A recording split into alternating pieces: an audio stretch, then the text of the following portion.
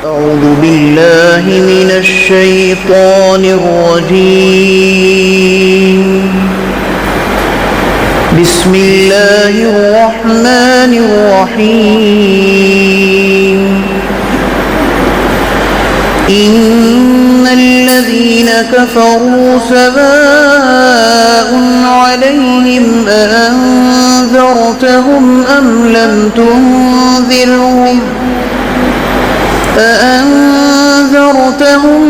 لم تنذرهم لا يؤمنون. ختم الله على قلوبهم وعلى سمعهم وعلى أبصارهم غشاوة ولهم عذاب عظيم. ومن الناس من يقول آمنا بالله وباليوم الآخر وما هم بمؤمنين. يخادعون الله والذين آمنوا وما يخدعون إلا أنفسهم وما يشعرون. صدق اللہ العظیم. پناہ چاہتا ہوں اللہ رب العزت کی شیطان مردود سے. شروع کرتا ہوں اللہ کے نام سے جو بڑا مہربان نہایت رحم والا ہے. بے شک جن لوگوں نے کفر کیا ان کے حق میں برابر ہے کہ آپ ان کو ڈرائیں یا نہ ڈرائیں، یہ ایمان نہیں لائیں گے. اللہ نے ان کے دلوں پر اور ان کے کانوں پر مہر لگا دی ہے اور ان کی آنکھوں پر پردہ ہے اور ان کے لیے بڑی سزا ہے. اور لوگوں میں سے بعض ایسے ہیں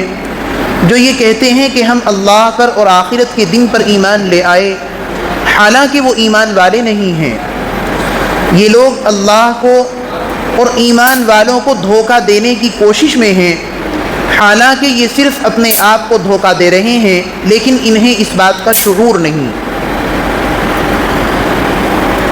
یہ 4 آیتیں ہیں جو آپ کے سامنے تلاوت کی گئیں اور ان کا ترجمہ پڑھا گیا. اس سے پہلے 5 آیتوں کی تفسیر آپ سن چکے ہیں. ان 5 آیتوں میں اللہ تعالیٰ نے ہدایت یافتہ لوگوں کا ذکر کیا ہے، جنہیں دوسرے لفظوں میں متقی بھی کہا جاتا ہے کہ متقی کون لوگ ہیں. ان کی پوری ڈیٹیلز بیان کرنے کے بعد ان کی کامیابی اور ان کی ہدایت کا اعلان اللہ رب العزت نے کیا. اب یہ جو 6ٹھی آیت ہے سورہ بقرہ کی، یہاں سے منکرین کا ذکر ہو رہا ہے. پہلے تو ماننے والوں کی بات اللہ نے بیان کی، اب ذکر ہے ان لوگوں کا جو نہ ماننے والے ہیں، نافرمان ہیں، جنہیں کافر بھی کہا جاتا ہے. یہاں رک کر کے ایک بات دوبارہ آپ کے سامنے عرض کروں گا جو پہلے بھی آپ کو بتائی تھی کہ جب بھی دنیا کے اندر حق اور باطل کی کشمکش ہوئی ہے، آپس میں ٹکراؤ ہوا ہے، تو ہمیشہ دنیا کا یہ دستور رہا ہے کہ وہاں 3 طبقے وجود میں آئے ہیں، 3 گروپ بن گئے ہیں. ایک طبقہ فرما برداروں کا، ایک طبقہ کھلم کھلا انکار کرنے والوں کا، جھٹلانے والوں کا، اور ایک طبقہ ایسا ہوتا ہے کہ جو نہ تو فرما بردار ہوتا اور نہ ہی کھلم کھلا جھٹلانے والا ہوتا، بلکہ کبھی اس طبقے کے ساتھ لگ جاتا ہے تو کبھی اس گروہ کا ساتھ دینے لگتا ہے. قرآن کی اصطلاح میں ان کو منافق کہا جاتا ہے، اور عام زمانے میں اور عام زبان میں ان کو دوغلا بھی کہتے ہیں، مفاد پرست بھی کہتے ہیں، موقع پرست بھی کہتے ہیں کہ اپنے فائدے کے اعتبار سے پارٹی بدل لی. ان کا کوئی عقیدہ نہیں، کوئی دھرم نہیں، بس جن کا پلڑا بھاری دیکھا جا کر کے ان کی ٹیم میں شامل ہو گئے. یہ ان لوگوں کی کنڈیشن ہوتی ہے. تو شروع کی جو 5 آیتیں ہیں سورہ بقرہ کی، ان 5 آیتوں میں تو پہلے طبقے کا بیان ہے، ماننے والوں کا، ایمان والوں کا. اس کے بعد لگاتار 15 آیتیں ہیں جن میں کفار اور منافقین کا ذکر ہے. لیکن تعجب کی بات یہ ہے، حیرت کی بات یہ ہے کہ کافروں کا ذکر صرف اور صرف 2 آیتوں میں ہے. باقی 13 آیتیں لگاتار صرف اور صرف منافقوں کے بارے میں ہیں. اس سے اندازہ ہوتا ہے کہ منافقین کا گروہ کتنا خطرناک ہے اور ان سے مسلمانوں کو کتنا بچ کر رہنے کی ضرورت ہے. کتنا نقصان وہ پہنچا سکتے ہیں مسلمانوں کی جمعیت کو اور مسلمانوں کی جماعت کو۔ تو یہ جو دو آیتیں ہیں شروع میں یہ کافروں کے بارے میں ہیں، پہلے آپ ان کی تفصیل دیکھ لیجئے، اس کے بعد پھر آگے بڑھتے ہیں۔ اس آیت میں اللہ رب العزت نے حضور صلی اللہ علیہ وسلم کو تسلی دی ہے کہ یہ جو کافر دین کے جھٹلانے والے ہیں اور بار بار آپ ان کو دعوت دیتے ہیں ایمان کی، یہ آپ کی دعوت کو قبول نہیں کرتے، رد کر دیتے ہیں، آپ ان کی وجہ سے پریشان نہ ہوں، اپنے دل کو آپ رنجیدہ نہ کریں، اس لیے کہ ان کے حق میں تو آپ کا ڈرانا اور نہ ڈرانا دونوں برابر ہیں، یہ ایمان لائیں گے ہی نہیں۔ تو یہاں یہ بات اچھی طرح سمجھ لیجئے کہ یہ آیت تمام کافروں کے بارے میں نہیں ہے، تمام جھٹلانے والے کافروں کے بارے میں یہ آیت نہیں ہے، بلکہ جو بڑے بڑے سردار تھے اس وقت کافروں کے، جن کے بارے میں اللہ کے نبی صلی اللہ علیہ وسلم کو بھی وحی کے ذریعے بتا دیا گیا تھا کہ یہ لوگ ایمان نہیں لائیں گے، ان کی بات ہو رہی ہے۔ ورنہ تو اس صورت کے نازل ہونے کے بعد اور اس آیت کے نازل ہونے کے بہت بعد تک کافر ایمان میں داخل ہوتے رہے۔ تو یہ آیت عام جھٹلانے والوں کے بارے میں نہیں بلکہ کچھ خاص لوگوں کے بارے میں نازل ہوئی ہے۔ دوسری بات اس آیت میں یہ سمجھنی ہے کہ اللہ تعالیٰ نے فرمایا ہے سواء علیہم، کہ ان کافروں کے حق میں برابر ہے، چاہے آپ ان کو ڈرائیں یا نہ ڈرائیں۔ اللہ نے یہ نہیں فرمایا کہ آپ کے لیے برابر ہے، حضور کے لیے برابر نہیں ہے۔ حضور تو جتنی مرتبہ دعوت دیں گے اتنا ہی ثواب آپ کے نامہ اعمال میں لکھا جاتا رہے گا۔ ایک داعی جو لوگوں کو دین کی طرف بلاتا ہے، جو لوگوں کو برائی سے سچائی کی طرف بلاتا ہے، بدی سے خیر کی طرف بلاتا ہے، اس کے دل و دماغ میں ہمیشہ یہ بات رہنی چاہیے کہ چاہے کوئی کتنا ہی بڑا منکر کیوں نہ ہو، کتنا ہی بڑا ضدی اور ہٹ دھرم کیوں نہ ہو، اور آپ کا دل اس کی طرف سے چاہے بالکل نا امید کیوں نہ ہو چکا ہو، تب بھی آپ اس کو دعوت دین پہنچاتے رہیں، آپ اس تک سچائی کا پیغام پہنچاتے رہیں۔ اس لیے کہ وہ قبول نہیں کرے گا تو نہ کرے، لیکن داعی کو فائدہ ہوتا رہے گا اور اس کے نامہ اعمال میں مستقل دعوت کا ثواب لکھا جاتا رہے گا۔ تیسری اور بڑی اہم بات اس آیت میں یہ سمجھنے کی ہے کہ ڈرانے کے لیے عربی زبان میں بہت سارے الفاظ آتے ہیں۔ خوف یخوف تخویفاً، یہ بھی ڈرانے کے لیے آتا ہے، اور انذر ینذر انذاراً، یہ بھی ڈرانے کے لیے آتا ہے، اور ان کے علاوہ اور بھی کئی ورڈز ہیں، کئی الفاظ ہیں جو صرف ڈرانے کے معنی میں آتے ہیں، لیکن اللہ نے یہاں پر لفظ استعمال کیا ہے انذرتہم، یہ انذار سے بنا ہے۔ تو یہ جو اللہ نے لفظ استعمال کیا ہے اس کے اندر بھی ایک راز چھپا ہوا ہے۔ قرآن کریم کا کوئی بھی لفظ ایسا نہیں ہے جس کے اندر کوئی حکمت پوشیدہ نہ ہو، ایک ایک لفظ کے اندر سینکڑوں ہزاروں حکمتیں پوشیدہ ہے، لیکن کلام اللہ کا ہے، ہماری عقل بہت محدود ہے، ہماری عقل نہیں پہنچ پاتی ان حکمتوں تک۔ اس لفظ کو استعمال کرنے میں حکمت یہ ہے کہ انذار ہر طرح کے ڈرانے کو نہیں کہا جاتا۔ کوئی چور ہے، کوئی ڈاکو ہے، وہ بھی ڈراتا ہے، ہتھیار دکھا کر کے ڈاکو سارا ساز و سامان لوٹ لیتا ہے اور ڈراتا ہے راہ پر چلنے والوں کو، ایک ڈرانا وہ ہے۔ اور ایک ڈرانا یہ ہے کہ باپ اپنے بچے کو کہتا ہے کہ بیٹے باہر دھوپ میں نہ کھیلو نہیں تو بخار ہو جائے گا، باپ اپنے بچے کو کہتا ہے کہ بیٹے آگ کے قریب نہ جاؤ ورنہ یہ آگ تمہیں جلا دے گی۔ دونوں ڈراتے ہیں، ڈاکو بھی ڈرا رہا ہے راستے پر چلنے والے کو اور باپ بھی ڈرا رہا ہے اپنی اولاد کو، لیکن کیا دونوں کا ڈرانا ایک جیسا ہے؟ نہیں، ہرگز نہیں۔ ڈاکو ڈراتا ہے، دھمکاتا ہے، دھمکی دیتا ہے، باپ کا جو ڈرانا ہے اس ڈرانے میں شفقت ہے، رحم پوشیدہ ہے، رحم کے مادے کی وجہ سے اپنے بچے پر ترس کھا کر کے اسے ڈراتا ہے کہ کہیں میرے بچے کو نقصان نہ پہنچ جائے، میرے بچے کی صحت میں کوئی خلل واقع نہ ہو جائے۔ تو اللہ نے یہاں پر یہ لفظ اسی لیے استعمال کیا ہے کہ نبی کا جو ڈرانا ہوتا ہے وہ ڈاکوؤں والی دھمکی کے انداز میں ڈرانا نہیں ہوتا، بلکہ جس طرح باپ شفقت کے ساتھ اپنی اولاد کے فائدے کی خاطر ڈراتا ہے، اسی طریقے سے نبی اپنی امت کو ان پر شفقت کرتے ہوئے اس کے فائدے کے لیے ڈراتا ہے۔ تو ایک داعی کی ذمہ داری یہ ہے کہ جب وہ کسی قوم کو دعوت دے اور لوگوں کے مجمع کو یا کسی ایک آدمی کو سمجھائے تو اس سمجھانے میں جو ڈرانا ہو وہ دھمکی والے انداز میں نہ ہو بلکہ شفقت والے انداز میں ڈرایا جائے، جس سے سننے والے کو بھی یہ محسوس ہو کہ ہاں واقعی ہمیں نقصان سے بچانے کی خاطر ڈرایا جا رہا ہے۔ اگلی آیت دیکھیے، وہ مخصوص سردار کافروں کے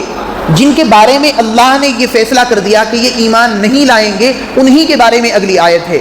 تمام کافروں کے بارے میں نہیں ہے۔ ختم اللہ علی قلوبہم وعلی سمعہم، اللہ نے ان کے دلوں پر اور ان کے کانوں پر مہر لگا دی ہے۔ حق بات نہ ان کے دل میں داخل ہوتی ہے نہ ان کے کانوں میں داخل ہوتی ہے، ان کے دل اور کان ایسے ہو گئے ہیں جیسے حق بات کو یہ سنتے ہی نہ ہوں۔ وعلی ابصارہم غشاوہ، اور ان کی آنکھوں پر پردہ پڑا ہوا ہے، یعنی ان کی آنکھیں ایسی ہو گئی ہیں کہ حق بات کو دیکھنے کے باوجود ان کی آنکھوں کی حالت یہ ہے کہ جیسے انہوں نے حق کو دیکھا ہی نہ ہو، معجزات کو دیکھنے کے باوجود ان کی حالت یہ ہے کہ معجزے انہوں نے دیکھے ہی نہ ہو۔ اس آیت میں بھی ایک بڑا لطیف نقطہ ہے، وہ نقطہ یہ ہے کہ اللہ نے اس آیت میں انسانی بدن کے 3 حصوں کا ذکر کیا، دل کا، کانوں کا اور آنکھوں کا، لیکن الفاظ 2 طرح کے استعمال کیے۔ دل کے اور کانوں کے بارے میں تو اللہ نے فرمایا کہ اللہ نے ان پر مہر لگا دی، لیکن جب اللہ نے آنکھوں کی بات فرمائی تو اللہ نے مہر لگانے کا ذکر نہیں کیا بلکہ اللہ نے پردہ لٹکانے کا ذکر کیا کہ نگاہوں کے سامنے پردہ لٹکا دیا۔ وجہ کیا ہے؟ اس کی وجہ یہ ہے کہ آنکھیں صرف اپنے سامنے کا دیکھتی ہیں۔ میں اس وقت آپ کو دیکھ رہا ہوں، میری پیٹھ کے پیچھے کیا ہو رہا ہے، یہاں پر کوئی چیونٹی چل رہی ہے یا کوئی کیڑا مکوڑا بیٹھا ہوا ہے، میں جب تک اپنی گردن پیچھے نہ گھما لوں تب تک میری آنکھیں اسے نہیں دیکھ سکتی۔ تو آنکھوں کا جو دیکھنے کا دائرہ ہے وہ سامنے کا ہے، تو آنکھوں پر پردہ لٹکا دیا تو آدمی اس پردے کے پیچھے کی چیز نہیں دیکھ سکتا۔ آپ کا رخ میری طرف ہے، آپ نہیں دیکھ سکتے بھی آپ کے پیچھے کیا ہے، یہاں بیٹھ کر آپ فیصلہ نہیں کر سکتے۔ آپ کی نگاہوں کے سامنے یہ دیوار آ گئی، اس دیوار کے پیچھے کیا ہو رہا ہے آپ اپنی آنکھوں سے یہاں بیٹھ کر کے نہیں دیکھ سکتے۔ تو اس لیے اللہ نے لفظ استعمال کیا کہ آنکھوں کے سامنے پردہ ہے۔ اور کان اور دل، یہ 2 ایسے حصے ہیں انسان کے بدن میں کہ چاروں طرف کی چیزوں کو یہ محسوس کر سکتے ہیں۔ کوئی آدمی آپ کے پیچھے سے آ کر کے آپ کو پکارے، آپ کے کان تب بھی اس کی آواز کو سنیں گے، اور میں آپ کے سامنے بیٹھ کر کے گفتگو کر رہا ہوں، آپ میری آواز تب بھی سن رہے ہیں۔ اور اگر آپ کے دائیں یا بائیں سے کوئی آپ کے کانوں میں گفتگو کرے تو اس آواز کو بھی آپ سنتے ہیں۔ اسی طریقے سے دل کی حالت ہے کہ دل کے اندر جو خیال آتا ہے وہ کسی ایک طرف سے نہیں آتا بلکہ دل میں چاروں طرف سے خیالات آتے ہیں۔ تو اسی لیے اللہ نے جب کانوں کی اور دل کی بات کی تو پردے کا لفظ استعمال نہیں کیا بلکہ مہر کا لفظ استعمال کیا کہ کانوں پر اور دل پر ہم نے مہر لگا دی ہے، حق بات کو بھی یہ نہ سن سکتے ہیں اور نہ ان کے دلوں کے اندر حق اور سچائی اتر سکتی ہے۔ جیسے آپ نے دیکھا ہوگا کہ جب سرکار کی طرف سے کسی مکان پر، کسی دکان پر، کسی عمارت پر سیل لگائی جاتی ہے تو سیل پر ایک مہر لگا دی جاتی ہے۔ اب مہر لگانے کا مطلب یہ ہے کہ جب تک حکومت اس مہر کو نہیں ہٹائے گی کوئی اس کے اندر داخل نہیں ہو سکتا، کسی کی مجال نہیں ہے کہ اس میں داخل ہو جائے۔ تو اللہ رب العزت نے ان کے کرتوتوں کی وجہ سے ان کے دل پر اور ان کے کانوں پر مہر لگا دی ہے، اب سچائی ان کے دلوں کے اندر داخل نہیں ہو سکتی، حق بات ان کے کانوں کے اندر داخل نہیں ہو سکتی۔ یہ فرق ہے دونوں کے اندر۔ وَلَهُمْ عَذَابٌ عَظِيمٌ، اور اللہ رب العزت نے فرمایا کہ ان کے لیے بڑا عذاب ہے، ان کے لیے بڑی سزا ہے۔ اب یہاں سے لگاتار 13 آیتیں منافقوں کے بارے میں ہیں، لگاتار 13 آیتیں۔ یہاں ٹھہر کر وہ گفتگو آپ کو دوبارہ میں ذہن نشی کرا دوں جو میں نے منافقوں کے بارے میں اب سے پہلے بھی آپ کے سامنے عرض کی تھی کہ منافق 2 طرح کے ہوتے ہیں۔ ایک منافق ہوتا ہے عقیدے کے اعتبار سے، ایک منافق ہوتا ہے عمل کے اعتبار سے، پریکٹیکلی۔ ایک کو کہا جاتا ہے منافق اعتقادی اور ایک کو کہا جاتا ہے منافق عملی۔ تو منافق اعتقادی یعنی لوگوں کے سامنے زبان سے تو کہہ رہا ہے کہ میں اللہ کو ایک مانتا ہوں، میں محمد صلی اللہ علیہ وسلم پر ایمان رکھتا ہوں، لیکن اس کا دل اللہ کو ایک نہیں مانتا، اس کا دل نبی کی رسالت کو نہیں مانتا، تو دل میں کچھ ہے، زبان پر کچھ ہے، عقیدوں میں فرق آ رہا ہے، تو ایسا آدمی منافق اعتقادی ہے، اور ایسا آدمی کافروں سے بھی زیادہ بدتر ہے، کافروں سے بھی سخت سزا کا حقدار ہے۔ ایک منافق ہوتا ہے منافق عملی، عقیدے تو اس کے ٹھیک ہیں، جو زبان پر ہے وہی دل میں ہے، زبان سے کہتا ہے لا الہ الا اللہ، دل سے بھی اللہ کو ایک مانتا ہے، زبان سے کہتا ہے محمد الرسول اللہ، دل سے بھی اللہ کے نبی کو سچا رسول مانتا ہے، لیکن اس کا عمل مومنین کے مطابق نہیں ہے، منافقوں والے کام کرتا ہے، گالیاں دیتا ہے، وعدہ خلافی کرتا ہے، امانت میں خیانت کرتا ہے، پڑوسی کو ستاتا ہے، وہ سارے گناہ کرتا ہے جو ایمان والوں کو نہیں کرنے چاہیے، وہ عمل کے اعتبار سے منافق ہے۔ تو جو عقیدے کے اعتبار سے منافق ہوتے ہیں وہ کافروں سے بھی بدتر ہیں، لیکن جو عمل کے اعتبار سے منافق ہوتا ہے وہ مسلمان ہی ہوتا ہے، لیکن مسلمانوں کی صفوں میں رہ کر کے وہ منافقوں والا کام کرنے والا ہوتا ہے، سزا اس کی بھی سخت ہے، لیکن اس کی سزا کافروں کی طرح ہمیشہ ہمیشہ جہنم میں رہنا نہیں ہے، بلکہ اپنے گناہوں کی سزا بھگت کر کے وہ جنت میں داخل کر دیا جائے گا۔ عمل کے اعتبار سے کسی بھی آدمی کے بارے میں یہ فیصلہ کیا جا سکتا ہے کہ یہ منافق ہے، جیسا کہ اللہ کے نبی نے بھی کچھ نشانی بیان کر دی کہ جو آدمی آپس میں بحث ہونے کے وقت ایک دوسرے کو گالیاں دے اس کے اندر منافق کی ایک نشانی ہے، جو آدمی وعدہ کرنے کے بعد جان بوجھ کر کے اسے توڑ دے اس کے اندر منافق کی ایک نشانی ہے، جو آدمی امانت میں خیانت کرے اس کے اندر منافق کی ایک نشانی ہے۔ اس طریقے سے آپ نے کچھ نشانیاں بیان کر دی، ان نشانیوں کو دیکھ کر کے پہچانا جا سکتا ہے کہ عمل کے اعتبار سے یہ شخص منافق ہے،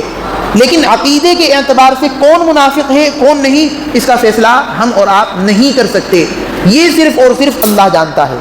اس لیے کہ میرے دل میں کیا عقیدہ ہے آپ کیسے جان سکتے ہیں میرے دل کے بارے میں؟ آپ تو صرف اس بات کو جان سکتے ہیں جو میں اپنی زبان سے کہہ رہا ہوں، میرے دل میں چھپی ہوئی بات کو جاننا آپ کے اختیار میں نہیں، یہ صرف اللہ جانتا ہے۔ تو عقیدے کے اعتبار سے منافقوں کا علم صرف اللہ کو ہے، اور حضور کے زمانے میں ایسے جتنے منافق تھے ان کے نام اللہ تعالیٰ نے اپنے محبوب صلی اللہ علیہ وسلم کو بتا دیے تھے، اور آپ نے اپنے ایک صحابی حضرت حذیفہ رضی اللہ عنہ کو ان منافقوں کے نام بتائے تھے، اسی لیے وہ نبی کے رازدار کہے جاتے ہیں، لیکن انہوں نے کسی کو وہ نام بتائے نہیں۔ حضرت عمر فاروق رضی اللہ عنہ کا معمول یہ تھا کہ جب کسی کا انتقال ہوتا مدینہ میں تو ایک آدمی کو چپکے سے بھیج دے کہ جاؤ جا کر یہ دیکھو اس کی جنازے کی جو صفیں لگی ہوئی ہیں ان میں حضرت حذیفہ موجود ہیں یا نہیں۔ اگر آ کر کے خبر دی جاتی کہ ہاں حضرت حذیفہ موجود ہیں تو حضرت عمر کہتے کہ اب میں بھی نماز پڑھنے جاؤں گا، اس کا مطلب یہ ہے کہ اس آدمی کا نام ان لوگوں میں نہیں ہے جن کا نام حضور نے منافقوں کی لسٹ میں بیان کیا تھا۔ اور حضرت عمر فاروق رضی اللہ عنہ جیسا صحابی کہ اسلام کی اتنی زبردست خدمت کی ہے انہوں نے کہ آج کے زمانے کے ہزاروں آدمی مل کر کے اس کی برابری نہیں کر سکتے، وہ اپنے بارے میں حضرت حذیفہ رضی اللہ عنہ کو قسم دے کر کے پوچھتے تھے کہ حذیفہ تمہیں خدا کی قسم دے کر کے پوچھتا ہوں، اللہ کے واسطے مجھے یہ بتا دو کہ کہیں حضور نے میرا نام تو منافقوں میں نہیں لیا تھا۔ اتنی فکر تھی اپنے ایمان کی۔ وہ عمر فاروق رضی اللہ عنہ جنہیں اللہ کے نبی صلی اللہ علیہ وسلم نے دنیا میں رہتے ہوئے جنت کی خوشخبری سنا دی، ان کو اپنے ایمان کی اتنی فکر تھی کہ حضرت حذیفہ کو قسم دے کر کے پوچھا کرتے تھے کہ میرا نام تو نہیں لیا تھا حضور نے جب منافقوں کا نام بتایا؟ وہ کہتے کہ نہیں امیر المؤمنین آپ کا نام نہیں تھا، تو پھر ان کو تسلی ہو جاتی۔ تو منافقوں کی یہ دو قسم آپ ذہن میں رکھیے، اور اب اگلی آیتیں دیکھیے، بہت مختصر سی بات ہے، بس گفتگو پوری ہو رہی ہے۔ اللہ تعالیٰ فرماتے ہیں کہ بعض لوگ ایسے ہیں جو یہ کہتے ہیں کہ ہم اللہ پر اور آخرت کے دن پر ایمان لے آئے، حالانکہ وہ ایمان والے نہیں ہیں۔ ہمیشہ ایک بات یاد رکھنا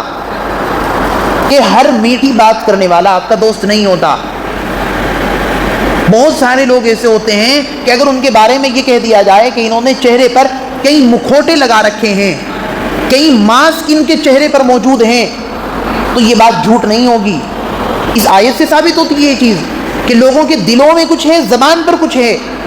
آپ سے ملاقات ہوگی، آپ کو کہیں گے کہ آپ سے ہمیں بڑی محبت ہے، آپ بڑے اچھے ہیں، آپ کے اندر یہ خوبی ہے،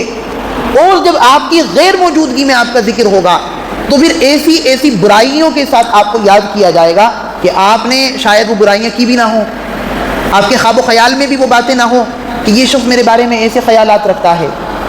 تو اس لیے ایسے لوگوں سے ہوشیار رہنا چاہیے، ہر کہی ہوئی بات پر بھروسہ نہیں کرنا چاہیے۔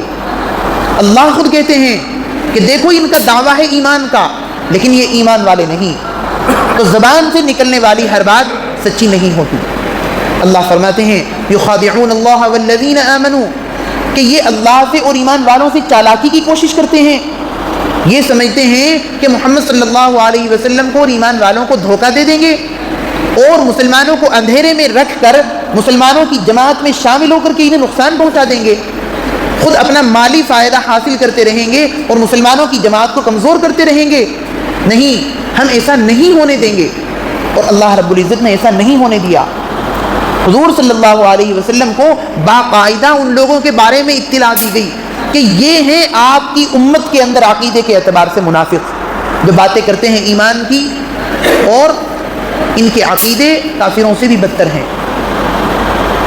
عبداللہ بن ابی یہ سردار تھا باقاعدہ منافقوں کا،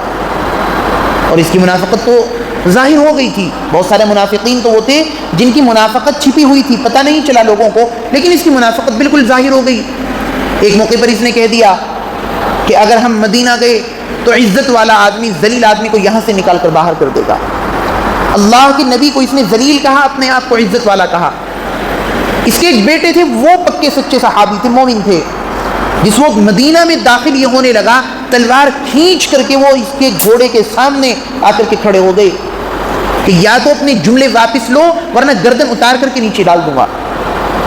یہ ایمانی جذبہ ہوتا ہے، یہ نہ دیکھا جائے کہ میرے سامنے میرا دوست کھڑا ہے، میرا رشتہ دار کھڑا ہے، میرا باپ کھڑا ہے، میرا بھائی کھڑا ہے، نہیں، بلکہ یہ دیکھا جائے کہ حق پر کون ہے اور باطل پر کون ہے، اور جو حق پر کھڑا ہو اس کا ساتھ مکمل طور پر دیا جائے، پھر چاہے ہمیں اپنوں کی مخالفت جھیلنی پڑے۔ ایک موقع پر اس نے حضرت عائشہ رضی اللہ عنہا پر تہمت لگائی، اس میں بھی بڑا سخت ذلیل کیا اللہ رب العزت نے اس کو، اور بہت ساری سازشیں تھیں جو اس نے اسلام اور مسلمانوں کے خلاف کی۔ تو اللہ ایسے منافقوں کے بارے میں فرماتا ہے کہ یہ لوگ اللہ کو اور ایمان والوں کو دھوکہ دینے کی کوشش میں ہیں، حالانکہ یہ صرف اپنے آپ کو دھوکہ دے رہے ہیں، لیکن انہیں اس دھوکے کا احساس بھی نہیں ہے۔ وہ دھوکہ کس طرح دے رہے ہیں کہ یہ صرف اپنے دنیا کے فائدے کے بارے میں سوچتے ہیں کہ ادھر کافروں سے اندرونی دوستی رکھیں گے، وہاں سے بھی فائدہ اٹھائیں گے، اور مسلمانوں کی جماعت کے ساتھ مل کر مسلمانوں کے ساتھ ہمدردی کا مظاہرہ کریں گے، یہاں سے بھی فائدہ اٹھائیں گے، ہمارے دونوں ہاتھوں میں لڈو ہوں گے۔ لیکن آخرت کی طرف سے ان کا دھیان ہٹ گیا، اور جو آخرت سے غافل ہو گیا اس سے بڑے نقصان والا کوئی نہیں۔ دنیا میں چاہے اس کی عقل و دانش کو لوگوں نے تسلیم کر رکھا ہو، چاہے دنیا اسے ٹیلنٹڈ مانتی ہو اور دنیا اسے ہوشیاری میں امام سمجھتی ہو اپنا، لیکن اگر آخرت کی طرف سے وہ غافل ہے اس سے بڑے نقصان والا کوئی نہیں۔